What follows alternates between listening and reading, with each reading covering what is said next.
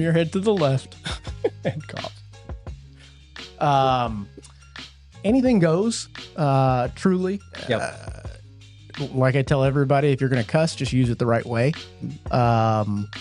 But yeah, this is kind of a free-for-all type concept. Yep. I want to talk about economy. I want to talk about what's going on in your neck of the woods these days. Yep. Because as a top-producing realtor, you're a leader in the industry. So what are you feeling? That kind of stuff. What are you going through? What keeps you motivated? But we'll let it roll. We'll okay.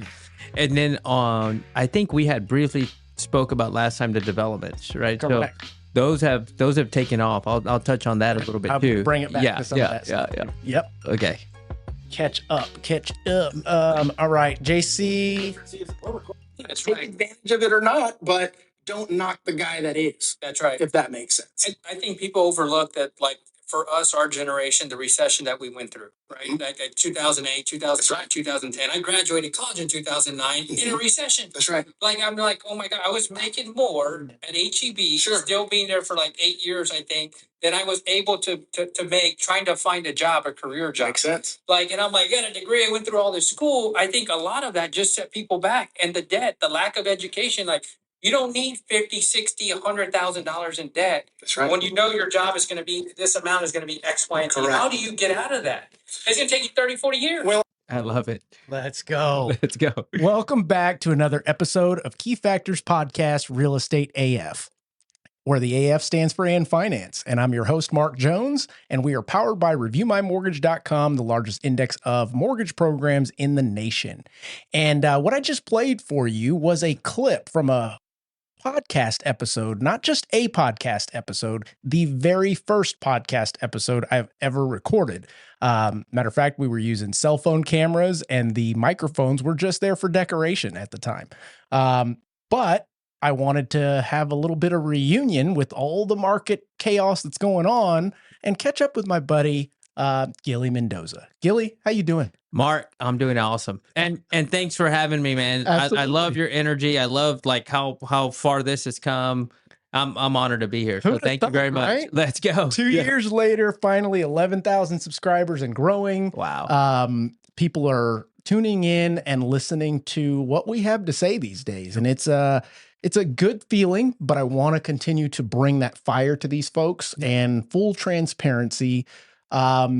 With real shit, you know, That's right. We want to be able to, without trying to sell someone anything, give them the lay of the land from our perspective.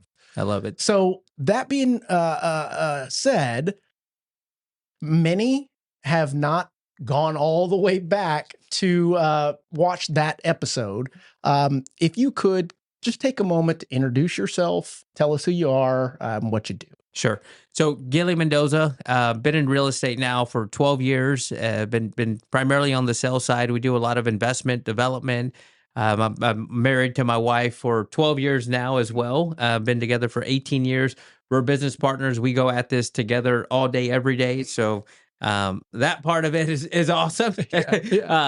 And we've got pluses. It's got its plus and minuses. Correct. Yeah. I mean, you can't escape it, right? If you're having some chaos at work and then you come home and hopefully you don't bring the chaos, but I think it naturally happens in our line of business and in real estate. But happily married to my wife, and we got 3 kids together, 3 awesome kids that are just been growing and part of the business. I feel like in some sense, get kind of crazy that my daughter wanted nothing to do with real estate, who's 16 years old and a junior now. And then now she wrote a thesis paper last year and asked, what do you want to do after college? And it was getting involved in real estate. No way. Yes. Now, this is not the same daughter that opened the cookies. That's the daughter who had the bakery. Look at that ambition, man. And she, like, when she was on MasterChef Junior, she left it by saying, I'm going to have bakeries all over the world. Yeah. Right. And now in 5 years, 6 years, that has changed to be like, all right, I'm done with the baking for a little bit. Yeah, that might come back. But sure. Now she has interest in real estate. I'm like, that's awesome. Goodness, at age 14, 13, probably started before then, learning all of that real life entrepreneurial spirit with the activities. I mean, there's so much that goes involved in that.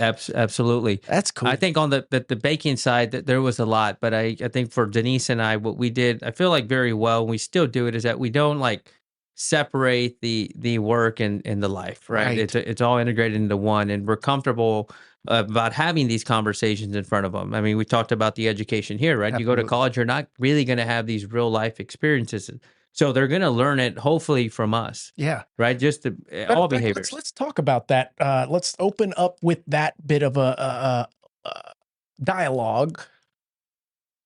There's a lot of folks out there, and not knocking anybody that are raising their kids differently, but we agreed on that wholeheartedly on teaching your kids, getting involved with your kids and what you're actually doing to pay the bills and pave the life that they're living essentially. Um, what are your thoughts and why did you guys go about that?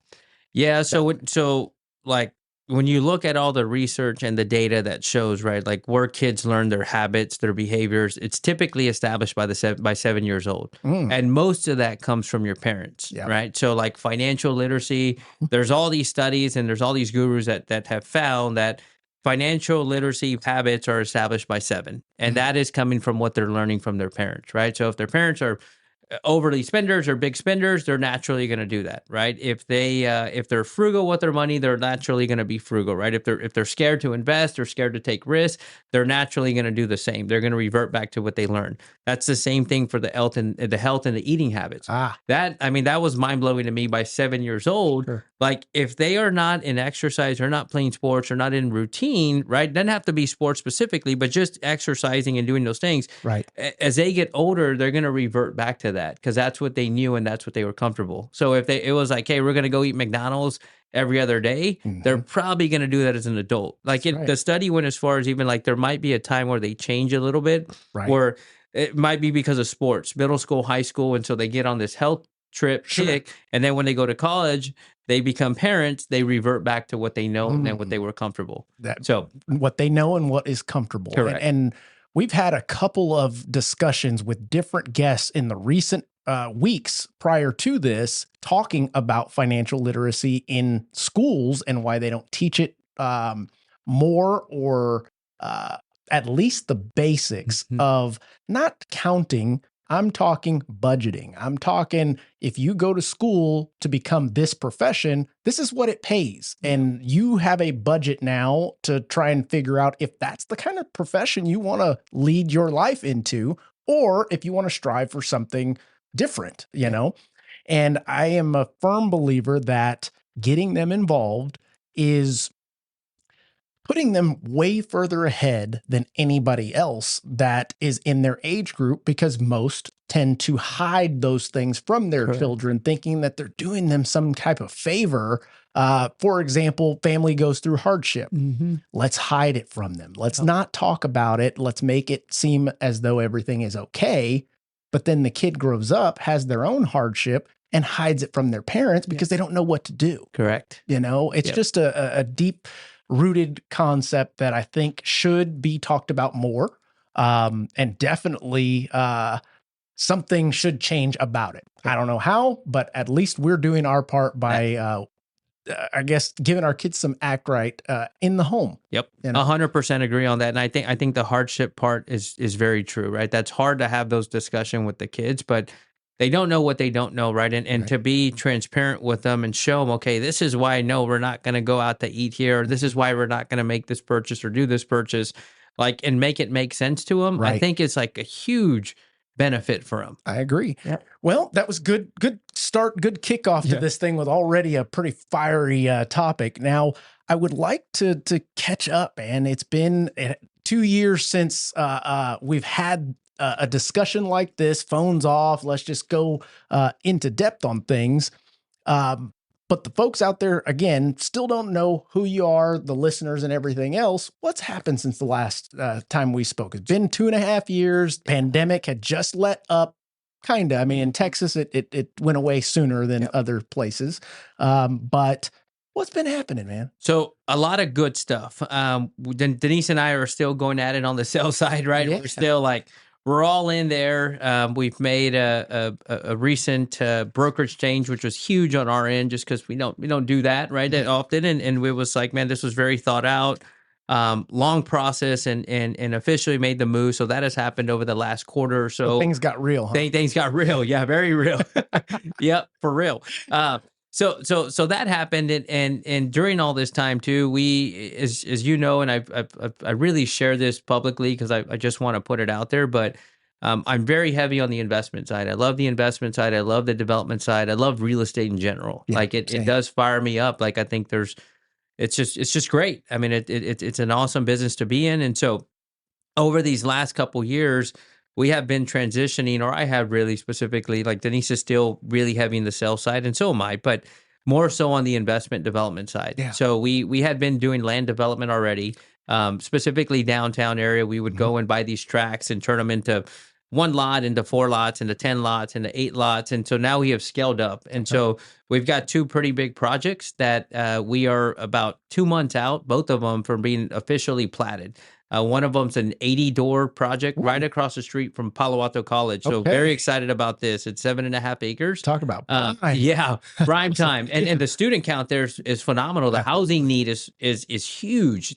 Like just both on the rental and the for sale side. So we've got that's almost done. So we'll have it completely platted, everything ready to go. And then we've got a 21 unit about 1.5 miles down the street, which is also on the south side. Very cool. So those 2 projects right there, I mean, both of them are scaling up for where we're at in our life and our business. So excited about that, and excited about our new business partner on the development side and where things are headed. I mean, it's looking very promising. So that leads to another kind of, not necessarily a pivot, but dive deeper into this, because this is something that I have not had on the podcast, is somebody to talk about development. What is that process like? I'm sure there are folks out there that are wondering, okay, how does this land end up becoming this multi-million-dollar revenue generating machine, but at the same time, it's housing for people that need it, you know? So how does that, I mean, start from the beginning, if you don't mind. So for us, we're like, where we would start on this is where we know, right? I was born and raised in the South Side, and I'm very comfortable. I understood it. There's also studies that'll go into this. There's big feasibility reports. Right. There's like appraisals and all types of things that'll go in before a builder or a developer goes and aggressively pursues a piece of property. Correct. But let's just be hypothetical here, right? Like that land right there. Let's say all 7.5 acres. It was purchased from one person. Okay. So we start analyzing this. We start looking at it. We look at the use of it, best use of it. Can we get it rezoned? Right. There's a lot that goes into rezoning, right? There was a small percentage of it, or a third of it, that they let us rezone. The other 2/3 we had to keep original. So let's pause right there. Rezoning. Okay. I get probably at least 2 to 3 a month that go under contract, and unfortunately it's zoned for something else. The listing agent didn't do their research and just put it on the market, and now we have issues. Haven't even gotten it to title, and the mortgage company is going, hey guys, this is not zoned correctly, or let's say it's get past us and the appraiser is catching it, saying, hey, this shouldn't be a townhome right here. This is actually zoned for a restaurant. How the hell did this happen?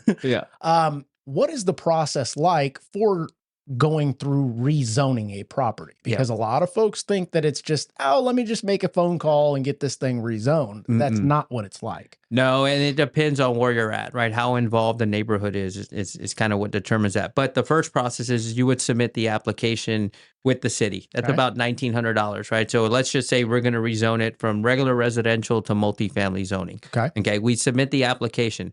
Before doing that, you want to do your due diligence too. So like you want to talk to whoever the neighborhood HOA is, or whoever's very involved within that neighborhood. You want to call the city councilman or woman that. So a little bit of politicking. 100%. Yeah. Which I'm learning all this now. Crazy. But you want to do that. Call them first and see, hey, is there an appetite for this? Are you looking for this, right? Do you need housing here? Right. If you were going downtown to the Pearl, it'd be very hard to do that now. Right. Everybody's fighting it. So if you're going to the south side, depending on where you're going to the south side, housing is needed tremendously, right? So it depends on what the need is for that neighborhood, what the city council man or woman is trying to do as well. So figuring that out first, and I've learned that because what we used to do is immediately file the application and then go do all that. And we're like, man, we just wasted money. It's already a shutdown. It's already like, now we're not going to do it. We don't we don't need that here. We can go through the process, but you're probably not going to get it. So we do that due diligence research first. If there's a good chance or we're getting good feedback, then we'll submit the application. Absolutely. Then the next step is we'll hire either an attorney or our civil engineer helps us out a lot on our rezoning cases to push it through. Okay. Right. So they may want to see, okay, they definitely want to see a site plan, meaning what is it going to look like? If you're going to take this raw piece of land that's for one house and you're going to put 20 duplexes, show me how the 20 duplexes are going to look. Give right? me a perspective exactly. on what this is going to look like. So you get a site plan together, the road's down the middle, you got duplex here. What are the sizes of the duplex? What are the sizes of the lot?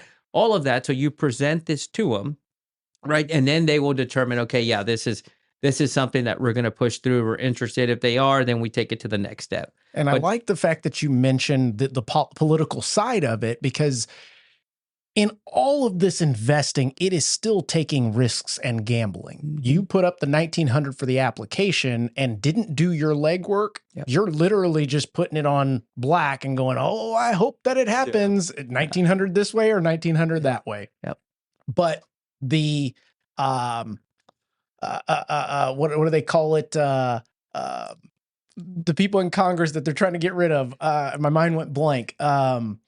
Oh goodness, the lobbyist. Thank you, JC. There you go. So you lobby a little bit before actually submitting so that you have a better shot, better understanding of protecting your investment. And at this point, it's only $1,900. Correct. To some people, that's a lot of money. Correct. You know? Yep. And not only that, I mean, you have expenses when you hire your civil engineer. You hire the attorney firm that's going to redo the rezoning. You're paying for a survey. You're paying for site plan, all of this. So there's a few grand that get put into it, plus all of your time. Time and which effort, absolutely. Which is pretty valuable as well. So I think doing all that first, that's one of the lessons that we've learned now. But we were also hitting, I would call it home runs, right? But in the east side specifically, when we first started doing this, because there was a huge need down there for housing. So when you looked at downtown, the urban landscape, right? The east side was like, hey, we want housing, we want developers, we want investors. Specifically, and no one was willing to come and take that risk. So if you were, it was like, no problem, right? And so it was like people didn't realize that you can take this one lot and turn around and plat it into 4 lots, into 6 lots, into 8 lots, into 10 lots, etc. And so it was pretty easy. But now that there's so much happening, it's a little bit more difficult, right? They're more involved, and there's a neighborhood now that's involved. That's right. So that's right. And as they say, time kills all deals. So the longer you wait to do something like that, the likelihood of it being taken or an unnecessary need for it diminishes. You know? And you guys are kind of striking while the iron is hot. On the residential side, right? So now I'm just thinking about it, right? If I was specifically on the commercial space and I'm like, okay, well, where am I going to do mixed use, or where can I go put in some restaurants and bars and all those things? I would think the east side would be right for it, right? Because now that is what you're seeing a lack of. There is something once you add housing, you need to give people something to do. Correct. That's a cool concept. Wow. Yeah. Okay, so you guys are doing well. It's a lot to manage. Now it's a lot right now. Like I'd say, hopefully doing well in 3 to 5 years. Let's revisit that. Yeah, because there's just like right now when we're in this stage, it's a lot of capital, it's a lot of time, it's just a lot of investment, right? Correct. And hopefully the idea here is to finish. Once we finish platting this, then we go horizontal. Horizontal meaning bring in the roads, utilities, all of that, get it ready. Vertical. Yep, right. And then we'll go vertical. And so that process hopefully would be 6 to 18 months. So hopefully 18 months from now, we're like, dude, this worked out. Fingers Thank crossed. God. Like, this is awesome. That's right. Yeah. And I think that's something that it says a lot about you. And it says a lot about your wife as well, because at the end of the day, this is a risk. You could be putting your money into this project and something detrimental comes up 12 months from now that could shut the whole damn thing down. You being the person you are is willing to take that risk because you see the benefit, not just from a financial aspect, but for what it can actually do for that neighborhood and the community. And I think that is something that's heavily on your side, but still a risk nonetheless. You know, a lot of folks out there aren't willing to, I'm going to call it practice what they preach. Since we're talking to a lot of realtors and lenders out there, we make our money in real estate. So why not put it right back into real estate? You know, and I'm not seeing enough of that from the the amount of realtors, lenders that there are in our market, so to speak. Yeah. I think we in the business, specifically on the realtor side, right? We limit our potential based on our commission, right? So if explain that, that's if we capped it, it's just say, hey, I'm worth 3%, right? I'm worth 6%, I'm worth 10, whatever that number is. Sure.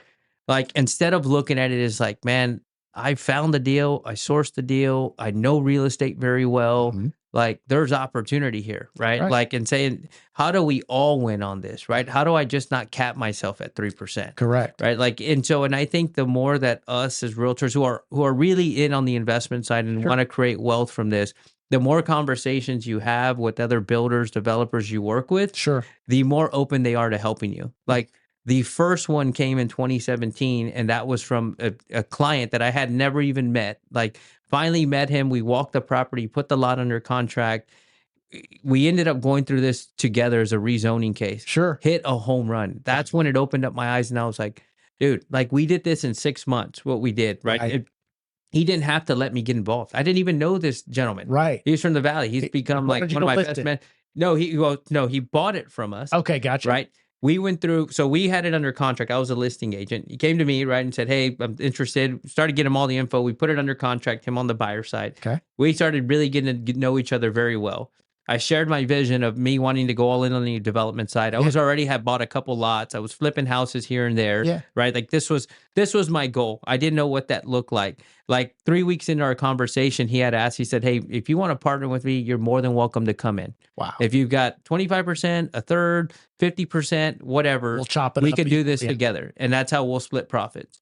And it just like, wow, we did it. Denise and I were able to come up with the third. It was almost a $400,000 purchase and came up with it. We sold that thing in 6 months, had 2 cash offers, like for, it was just awesome. It was crazy. And I'm like, man, this is awesome. And so he's like, throughout these last 6 years or so, been a phenomenal mentor, always willing to help. And so I tell agents that like the more conversations that you talk to with good people that are on the investment side, the development side, the more that they want to help you because they've been there. Absolutely. And you can't lie to them. I mean, they know what stage you're in. They know how much you know. Yeah. And I mention that quite often, and it seems to be a tone that is repeated on this podcast, which is if you are seeking knowledge, truly seeking knowledge, find an individual that's actually been there because chances are they're willing to share, heavily share, because they not only want to see you succeed or someone else succeed, but they want you to feel what they've gone through. It's like as a single investor, entrepreneur, it's very lonely. I'll be honest. Yeah, we got a lot of people shaking and moving everywhere, shaking hands, kissing babies, all that good stuff. But at the end of the day, you're the only one that's vested in your success as that entrepreneur. When you make it to the top, it's like, well, shit, how do I find my purpose again? Well, let me pour into some people.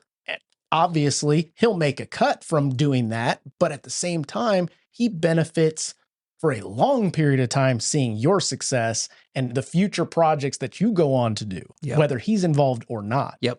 You know what I mean? 100%. So that's our coach, Bobby Castro, on the investment development side. Okay. That's kind of his story. So the gentleman has he sold his company for $1 billion valuation. This was probably about 5 years ago, Bankers Healthcare Group. And then he's been very heavily involved in real estate throughout that time. Wow. Right? He's got about 2,500 doors and portfolio of $750 million. And this is a guy that I'm sure can go retire and do whatever he's got to do and set sail and never help anyone again. That's how he found his purpose again. Right. He's like, man, what am I going to do? He had no social media or anything. His son got him on social media a few years ago. Met him at a Grant Cardone conference like 6 years ago. And then I found him on social media probably about 3 or 4 years ago now. Right. And it's like, man, the way I see it is he's just going out there and helping people. That's right. Right. Like that's where he's getting, I feel like his peace, his happiness, his joy. He's still fired up. He's still doing very well. And he's still attacking business. But yeah, I just wanted to validate that. People say if you help enough people to get where they're wanting to go, you will get to where you're wanting to go. Yep. And that kind of ties into that. Yep. That's pretty cool. Yeah. So investment side's going fantastic. The future is to tell, but it's not one of those we don't have to predict it because we are creating it concepts. But you still have the idea, kind of like me. I've got Review My Mortgage, Loan Bot that I'm pouring, investing into, developing, continuing to make it better. We're actually launching beta with Loan Bot finally. I love it. And I still have to pay the bills. Yep. I still have to bring in the capital to fund all the extra. And in my life, the extra is gambling on this new technology, gambling on this employee, etc. How is real estate going for you guys with this market? And let me frame this. The reason why I ask is it's doom and gloom when you look on social media in the real estate groups. You look on Shift Talk. Matter of fact, you even see in the real estate humor groups, nothing but, what are you guys doing for business? Is anybody worried? 3%, is it going to go away? I mean, just nothing but scared realtors out there. Yeah. What keeps you going on that side? Well, first off, how's that going? So the real estate sales side, I don't know. We're last year, I don't know. It's coming in. It's happening, right? Like we're still very disciplined. We're doing what we have to do. But last year, surprisingly, we did better than the year before, which I know was unusual for many agents, right? So 2023 was better for us than 2022. Although we're seeing this year, we may have about a 15% decrease in sales from last year. Well, and you say it's unusual, but I predicted, and it seems to be coming true, that you're going to have a lot of onesie, twosie agents and lenders drop out because they haven't developed the backbone, the foundation to understand what to do in markets like this. They've never had to develop the traits or the basics to go and get business and continue working on their business when they didn't have business to obtain more business. 2020 through 22 was like anybody with a pulse was ready to buy a house, and they were putting offers on everything. So there was no value proposition. It was more so, can you write a contract and represent me? Yes, I can. Great. You're my guy. You're my gal. Now, fast forwarding to today, where interest rates are higher, economy isn't doing as great as the media would suggest it is. Employment, the new numbers came out, and they missed again. Folks are scared. Folks are scared to purchase, thinking that maybe rates will come down and I'll wait for that. Not truly understanding the idea of supply and demand, that if rates come down, values are going to rise. So why not do it now? Refinance later concept. And I'm not seeing the needle moving activities taking place on the real estate side in abundance. I'm only seeing it from the top producers. So therefore, it doesn't surprise me that you had a good year when everybody didn't, because you put in the time, the effort, the work to build your business when you did, to the point that I'm not going to say it was self-sustained, but damn it, you had referrals coming in regardless. You know? I agree. I think for us, and we've always done this, is that when people retract, we attack. Right. So as people are pulling back, we're like, okay, let's get aggressive. Let's double down on this. And that's where we're at, or where I'm at least right now in business and in life, is okay, where do I put my efforts? Right. Like the move to real, right? Like there's a lot of conversations that are happening around that. And it's like, okay, well, I need to take these, right? I need to take these conversations, but on the investment development side, there's a lot of opportunity right now. If you just look at, even on the traditional real estate, you look at residential, you look at people that are hitting some hard times, that need to sell, that investors that want to unload because maybe their other business took a hit. Right. Like this is a time to put some time and energy and to focus on that. Absolutely. And what you focus on expands, right? So like trying to balance that, trying to balance this, and then trying to balance our sales business. We have just I went back to the 5 a.m. now, right? Like I had got away from that for a while, and I'm like, man, I need to buy more time. And then the way I'm going to buy time is to get up early again. Now the day is starting back at 5 a.m. and started that a few weeks ago, and have some accountability there. But it's just, it's trying to balance all that and knowing that where we want to go or where I want to go in the investment development side and making sure, okay, I have the plan in place, but I can't lose focus of what really brings in the income for us, which is on the real estate sales side. That's right. So that takes priority over everything else. I like it. And I mentioned, matter of fact, I did a self, I don't know, monologue, so to speak, on the idea of focus and how it is the most powerful tool in your arsenal. When you're trying to get somewhere, when you're trying to accomplish something, you've got to focus. That is the one thing. You can have all the determination in the world, you can have all the drive in the world, but if you can't focus on the one thing that you are trying to, like you said, expand, nothing's going to happen. Correct. And I think that it's tough for anyone to keep focus for a long period of time, including myself. I fall off the wagon every once in a while, and it's not until I hit something that I go, oh shoot, I need to get back to it. Mm-hmm. In your life, what is the indicator of, oh shit, it's time to get back to it? Yeah, I would say complacency, right? Where I know that, hey, okay, I'm just getting by, right? There's not that feel, that passion, that drive, like again, the 5 a.m. Like I was very comfortable for about a year. I still go to the gym sometimes at 7:30 a.m., right? But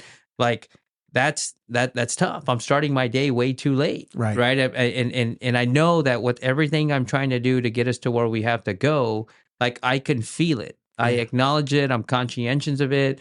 I'm getting enough self-development help. I've got still 2 coaches, right? That both coach us, pour into us. So there's accountability there. And that's where I'm like talking to my coach. He's like, dude, you need to start your day early. He's the one who told me this, which is why I did it. It was a coaching call a month ago. And he's like, you're starting too late. Like, he's like, every day I'm up, I think his time is like 4:44 a.m. or something like that. Like, he's like, that's when my day starts. Like, and this is Bobby actually, who sold the company for that amount. Right. And still doing it at that level. Absolutely. And so I'm like, dude, you're right. Like, I need to go back to that. But that's when I know that, right? When your coaches are looking into what you're doing, hey, where are you hurting? Very simple. Start your day earlier, right? Start your day this way. Like, he even broke it down. Okay, you're going to give this many hours to this of the 3 things we just talked about. This is your focus, right? This takes the most of your time. And then you're going to give this many hours to this. Like, tell me today. Like, we had another coaching call today before this. He said, okay, 8 p.m. is when you're going to put on your trainings, right? Like, people that are producing and that are in production typically can't do that during the day. Right. But you also need to maximize your time too. You don't have the time to do that. So at 8 o'clock is when you're going to put these trainings on. So here I am now. I'm going to start like an 8 p.m. Zoom training. That's on the real estate investing development side. You would think. And just like you said, most are trying to do these things during the day. Well, guess what? People got jobs, they've got lives, they've got kids, they've got all these extracurriculars that's got to maintain, or they can't even get to this. Why not look at it a completely different way and go, all right, let's put it over here. By then the kids are in bed. By then you're done with your first job, so to speak. If you don't show up, then I know you don't want it. There you go. And that's what I'm seeing a lot of, or that's what I'm seeing a lack of, is the creative mindset to be able to still get the things done that you need to in order to move that needle forward. We're putting on classes, trainings for realtors. I'm hearing other lenders putting on trainings, classes for realtors, and it seems to be a trend that the same agents will show up, and the ones that don't, you can tell they're not all the way in it. It's just a sad thing. It's the truth. But now back to that question of what keeps you going in this, and you can be honest.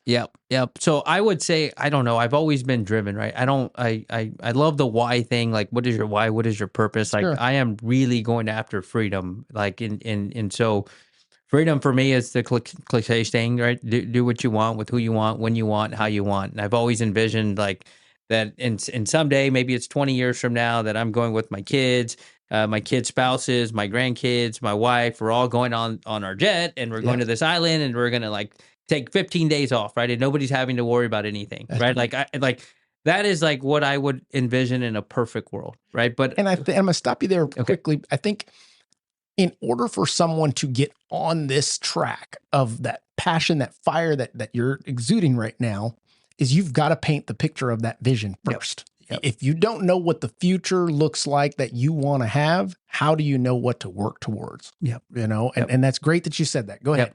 So on that side, and I think for me, and I mean, I've just always been driven, right? Like I've always worked hard. I've always loved it.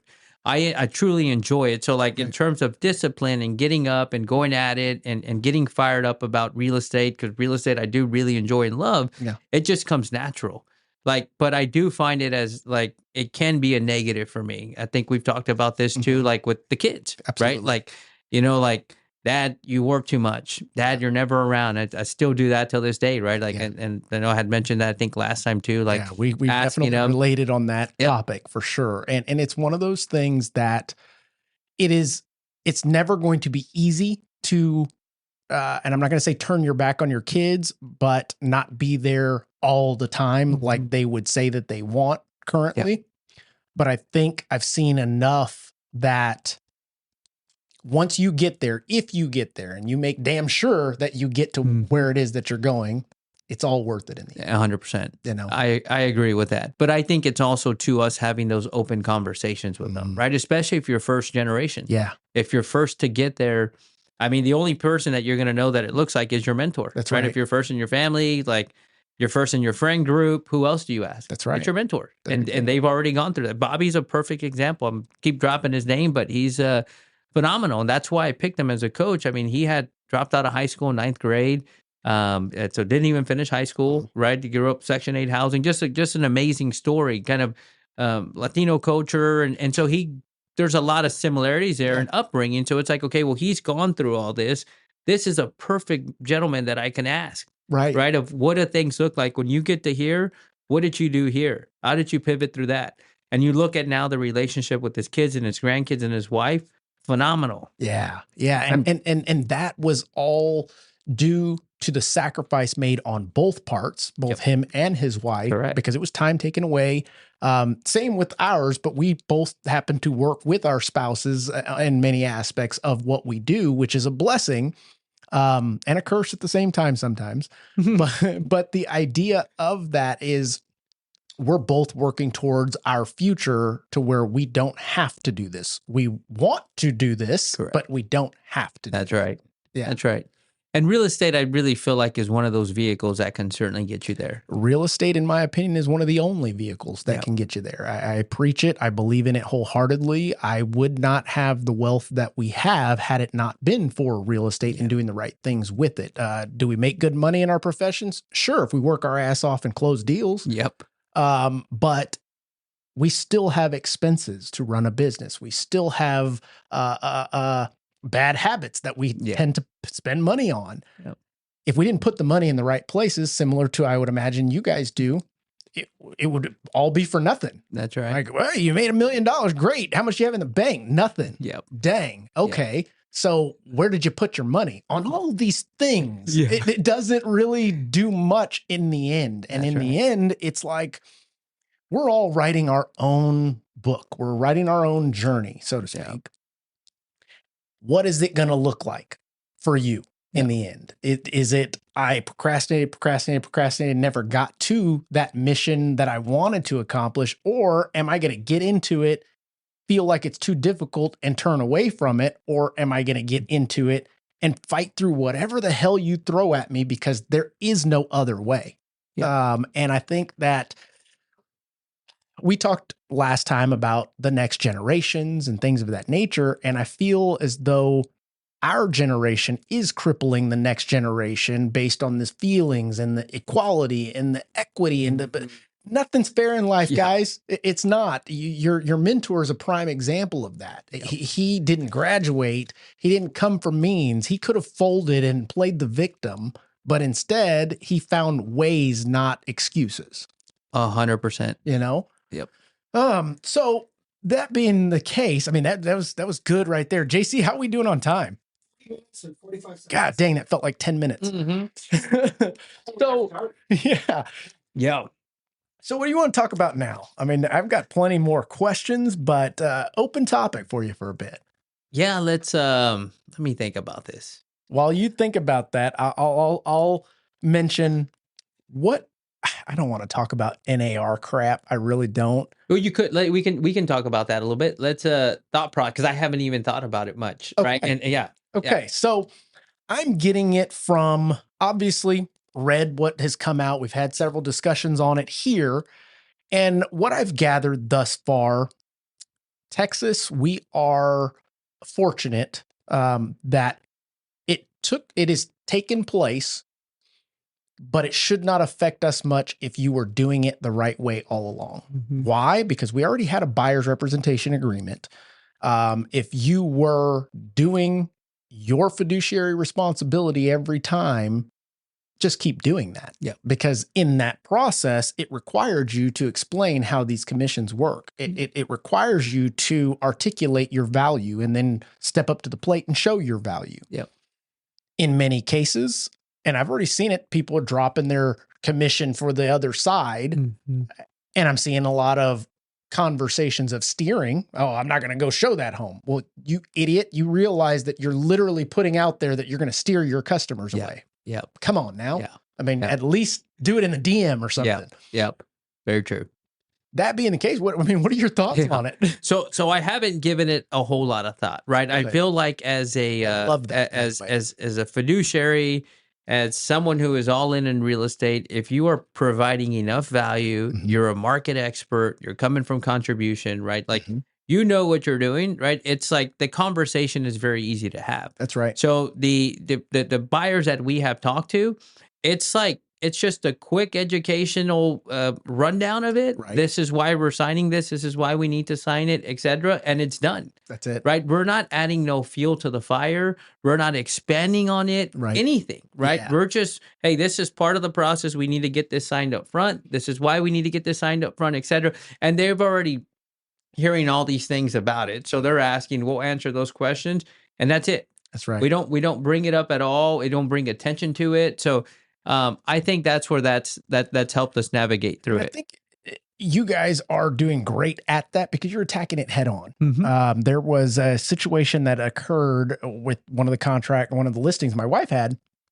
and the buyer's agent was getting ready to submit an offer, called her, said, "Hey, we got an offer coming in, yada, yada." Fast forward a couple hours, Kristen's like, "Hey, are you guys going to send that offer?" Mhm. "Oh, I'm having some issues with getting them to sign the buyer's representation agreement." Kristen's like, "What's the deal?" "Well, they're hung up on the fact that if you guys don't pay the commissions, that they're going to have to pay the commissions." "Okay, did you explain it to them? Did you walk them through how that happens and why it would happen or why it would never happen?" "Well, I told them that it actually has happened to us once." And I'm like, "You've got to be kidding me. Like, really, you're going to tell them the horror story of a deal that was like something that never happens and happened one time, and that buyer still didn't have to pay, but you articulated it to them in an, like, did you say it out loud first to yourself before you told them?" Because to me, you just made it sound like you're confirming their fears. Yep. You Yep. know? Yep. So yeah, it's, I don't know. There's a lot of chatter going on and a lot of fear. What do you think is the future for realtors in general? Yeah. I love that. Big conversation. It's a right big there. conversation. So, I thought a lot about that, right? And I thought about that when I first got in the business, and I really feel like the business is due to be disrupted or revolutionized in some sense, right? Like I think we have had a lot of companies come in, especially on the tech side, that Sure. tried to disrupt and tried to change things, and really haven't had success. I mean, Right. there is the humanization of it, the relationship, the market expert. It's still, in my opinion, trumps all that other stuff. Yeah. So that hasn't happened, but I do think the way the process goes with real estate, at some point that may change, right? Like the traditional way of, okay, is if you're a buyer, get in my car or meet me here. Let's go open the door. Let me go show you. Let me do it, right? The way we're writing up contracts. I go back to Carfax, right? There's a Carfax report. It's very transparent. There's not a house fax. That's true. Right? Like you have all the data there. You have Zillow, Redfin, all of them, Realtor.com, that show you the sales, that show you what the value, like what there's estimating or estimating. Everything is there, but not the house facts, right? I call it a house facts instead of a car facts. That's right. You can find that on a car, a $50,000, $40,000, $30,000 car, but you can't find that on a $500,000 house. Wow. Right. Yeah. So I think more transparency there. Right. And so I really feel like a good agent could be used as like an attorney, maybe at some point. Right. So like, okay, Mark, you come to me. Okay. What's the value of your time? I don't know. $300 an hour. Sure. $300 an hour. Okay. I'm going to spend 5 hours on this transaction, get paid $1,500. Right. I think that may be one way things can go. Like, I don't know. I've never heard it that way. And that's actually pretty clever, thinking about it now. Because if buyers, if it is pushed far enough, and it would have to come from the seller side, it definitely is a movement that sellers would need to jump on board with by the masses. If it's not by the masses, then it is this thing that will go and come, and then it'll die out. And the evolution of this craft would kind of stay stagnant, in my opinion. But most things don't tend to stay stagnant when it's in an evolving world. Cell phones, the cars we drive. I mean, it went from key to push button. Now you can do it from your phone concept. If we are trying to do, well, let's say it this way. If you do what you've always done, you're always going to get what you've always got. And if you're not evolving with this market, I mean, you're going to be left behind. And we're looking towards, well, let's be honest, lead generation companies that have an abundance of extra capital dabbling in the market that are going to end up changing y'all's market and the way you do business versus you guys changing the way you do business. Does that make sense? 100%. It does. Yeah, man. And I think even like going into like the traditional driving around or meet you there, right? Like Open Door has done a little bit of that, where Open Door, you can go and just sign up on their app, go to the house, and basically have access through the app on your phone. Right. So you don't need to go in with an agent. You can go in your own as a consumer. Right. And I feel like maybe more of that comes to where there's a fingerprint thing there, right? If you passed all that and the homeowner allows you to go in, then you go in on your own. Sure. Right. And so you're coming to the agent more as them shooting as a professional, right? Like having the conversation. Hey, Mark, what do you think about this neighborhood? What do you think about this values? And now you're just getting compensated for your time. That's right. And then the idea of 3% as 3% was never, this is the amount. It was just a common trend or a common theme when writing a contract, et cetera. I mean, if you wanted to, you could charge 4%. Exactly. If they agree to it and they find the value in it, there you go. Because a lot of folks tend to go, what is the true value? How do you quantitate that value in the aspect of money, time, expertise, value in what you're saving, value in what you're gaining by using a realtor? You know? I think the realtor is still very heavily involved in every part of that process, right? So, and that's going to come with the revolution or disruption of it, to where if that changes and now you have blockchain with title, right? So even on the lending side, right? Even on like the home inspection, like I think if all of that changes too, that's where I don't know if there's like a lesser need, but it's just we just have to. I think I agree with that, and. Is it scary for some? It should be. You guys listening, it should be. If you're not getting your shit together and keeping up with what is actually taking place, and I'll even go a step further, having enough foresight to, I'm not going to say predict, but be a part of the creation of the new world of real estate and how we go about doing business. Don't think that doing things the old way is going to get you to the next level. Correct. It's just not, you know. You've got to continue to reinvent yourself. You got to continue to provide excessive value so that there is no question as far as what my worth is. I 100% agree on that, right? Is be all about value, come from contribution, and be the market expert.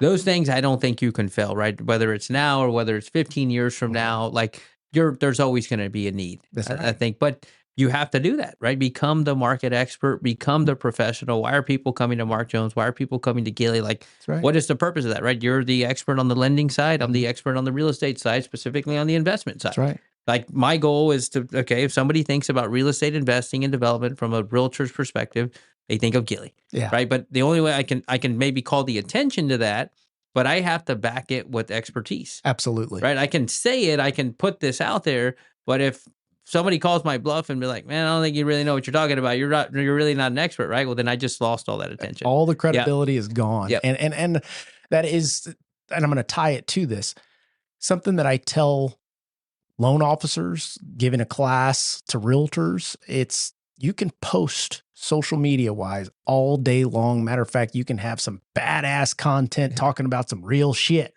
But if you're not boots on the ground doing all the things that you're talking about, you are not going to make it. That is not going to convert. You may get the phone calls, but you're not going to be able to get the conversions because you don't know what to do next. Correct. You know, reading a script is not the same as rolling your sleeves up and getting in the trenches. Yep. You know? Yep. I agree. Woo. JC, how are we on time now? 52 minutes. Yeah. Okay, we got about 8 to 10 minutes or so left. What do you want to finish up with? What do you think? That's some good stuff, man. Is it good? That's some good stuff. All right, good. I don't think we've ever had a dull conversation. There's enough passion, intellect, expertise in this that we could go anywhere with this thing, you know? I love it. You know what? I don't like to talk politics, but I'm gonna surface level. Surface level. I'm gonna surface. I'm gonna graze politics for a moment, Let's guys. go. So we've got an election coming up here in November. We've got tons of media coverage, both sides. We've got a lot of things that are at stake, whether knowingly or unknowingly. The only thing that I care about, in my opinion, is the financial side of things and the housing market. Yep. I had a great conversation with John Hudson and Brianna Jones a couple weeks back in regards to the policies that both candidates are promoting or offering up to the public. Yep. Let's talk about Kamala's first. She's proposing a $25,000 credit for first-time home buyers.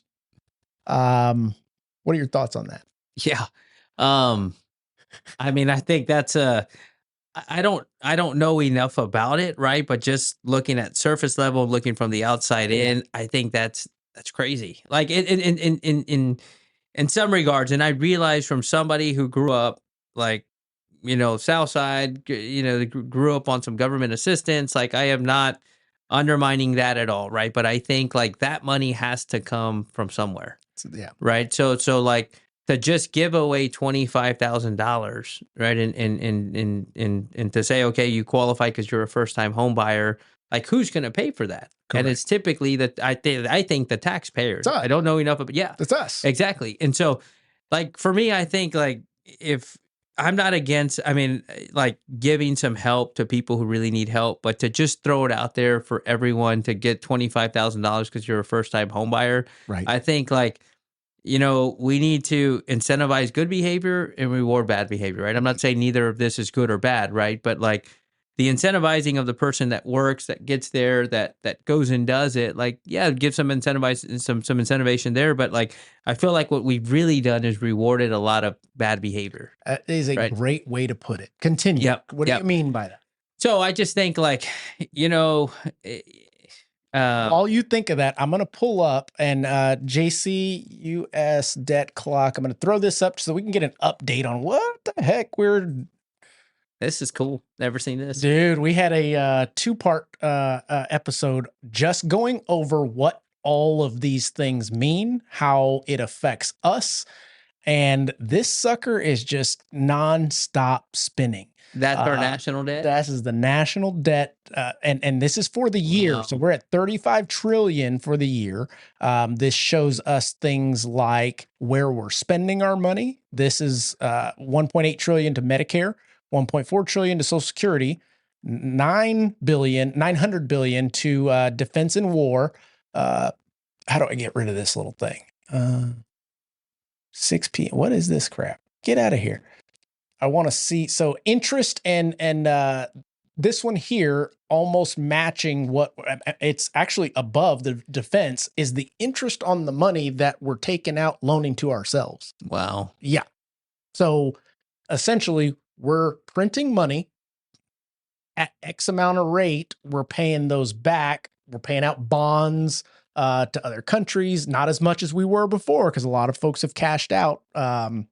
Matter of fact, Warren Buffett just pulled out a whole bunch of money from the stock market. So everybody went, uh-oh, what's he doing?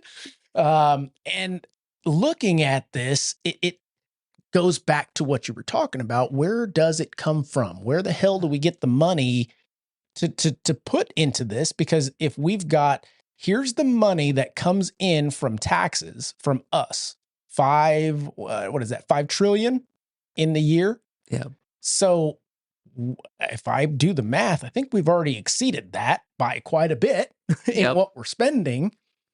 And the matter of fact, the title of the discussion was the U.S. could not qualify for a mortgage if they needed one. The DPI is too high. Yeah. You know? Yep. So yeah, what are your thoughts? Man, I don't know. I try to stay out of it, right, as much as I can, but like just logically thinking, like it's just mind blowing to me, right? To go and print all this money and then to essentially get a lot of it given away outside of our country as well, right? I really feel like we have a huge need here, to help our people, right? And that can sound like, saying that we're giving $25,000 for our people to go afford a house. I don't think that. On that side, right, there's a lot of other things that could be put into schools, roads, our military. Well, I mean, you just mentioned something that makes me think. So I'm going to say it. If we're going to do $25,000 for first-time home buyers, then let's cut out all the money going out of the U.S. I'd be okay with that. Hey, at least it's staying in here. That means my property values are going to go up. Everything's going to go up because what ends up happening, I think logically, is if you're giving away $25,000 and the sellers know it, don't you think that house is going to be $25,000 more now? Yep. Inherently. Yep. So therefore, what are you really doing? It's just a little circle inflation that's going to continue to rise and impound or compound into the issues that we're already seeing. Yeah. Yep. Bit scary. Well, it is. Bit scary. It is. Go ahead. No. I was just thinking look at it a couple ways, right? Like I think there's opportunities in that, to your point, right? That maybe I didn't look at it that way, but values may go up 25,000. But I think if you're looking out for the best interest of the country, I don't think that's the wisest thing to do, right? To incentivize first-time home buyers or home buyers and in general, it's just to give out 25,000. I mean, to add to your point, there are plenty of counties, states, funds out there that are already in existence to help first-time home buyers and even non-first-time home buyers. Down payment assistance, USDA, there's plenty of programs out there. What is the need for that? Because the $25,000 is not going to change your monthly payment by a big deal. It's not going to lower the interest rate unless you throw the money at the interest rate. In turn, you're basically giving more money back to the government. Because it's like, what? That doesn't make sense to me. We can go round and round about this kind of stuff. But Gilly, it's always great having you on. Likewise. This was a great discussion. We talked about quite a bit here, and I'm hoping that the folks out there that have not heard you speak before now see you as that expert and have the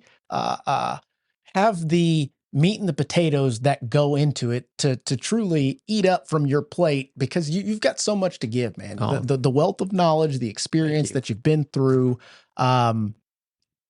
your journey, there's plenty left, brother. Yeah. I'm excited to see it. Thank you very much. Yeah. Always an honor. You're the best. Appreciate you, Mark. Yep. Absolutely. Gilly, thanks for joining. Guys out there, gals out there, if you're getting something from these discussions, please make sure to like, subscribe, hit that little bell so that you know when new episodes, and you can count on a new episode every Wednesday, like clockwork, with a new guest, a new expert, giving you some information that hopefully you can take and utilize to make yourself better, to make your life better, to provide fruits for the future, and that's my goal. That's my challenge. That's the bite that I bit off, and I'm going to eat it until it's gone. I really appreciate your continued support and following the channel. But as always, we will catch you on the next one.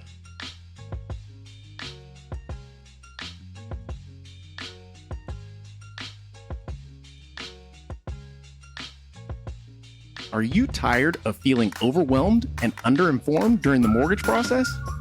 Look no further than reviewmymortgage.com. With our revolutionary Loan Smart tool, you can self-diagnose your particular criteria and access thousands of mortgage programs to educate yourself. Whether you're a first-time buyer, repeat buyer, or an investor, our website offers a wealth of information to help you make informed decisions. So don't go about buying, selling, or refinancing a home alone. Educate yourself at reviewmymortgage.com, the largest index of mortgage programs nationally, an educational website built for the next generation of future homeowners, just like you.